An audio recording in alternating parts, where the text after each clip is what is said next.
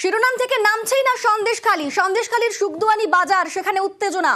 Culvert তৈরির ইট চুরির অভিযোগ, বাধা দিলে দুপক্ষের মধ্যে বচসা, হাতাহাতি এবং তারপর সেখানে যায় পুলিশ, র্যাফ, সবাই পৌঁছে যায়। তবে এই মুহূর্তের কি পরিস্থিতি, আমাদের সঙ্গে অনুপম রয়েছে, অনুপম বলবে। অনুপম, এখন কি পরিস্থিতি, কিভাবে এই অশান্তির সৃষ্টি হলো? দেখো অনেকটা সন্দেশখালীর দুর্গামণ্ডপ পঞ্চায়েতের সেখানে সুখদুয়ানি বাজার সংলগ্ন একটা কালভার্ট তৈরি করার জন্য প্রায় 10,000 ইট সেখানে রাখা ছিল।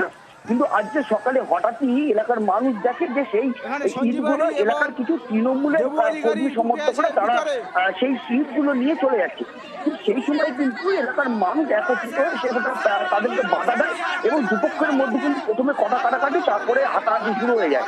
এক প্রকারে গন্ডগোল শুরু হয়ে যায়, মারধর শুরু হয় এবং ঘটনার খবর পেয়েই কিন্তু ঘটনাস্থলে হাজির হয় সন্দেশখালী থানার পুলিশ এবং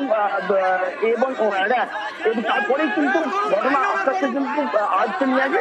কিন্তু সেখানে পুলিশ যাওয়ার পরে কিন্তু পুলিশকে কিন্তু এলাকার মানুষ কিন্তু এক প্রকার বলা যেতে পারে পুলিশকে ঘিরে কিন্তু বিক্ষোভ দেখায়, তাদেরকে কিন্তু তাচ্ছিল্য করে এলাকার মানুষ।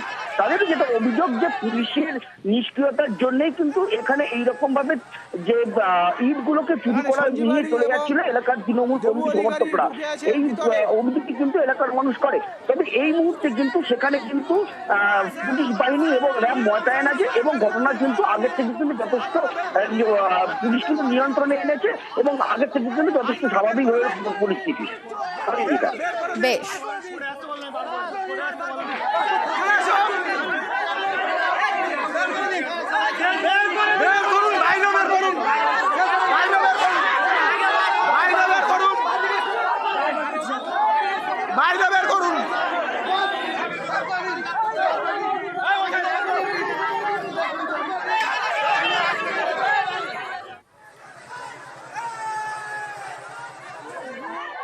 এখানে সঞ্জীবাড়ি এবং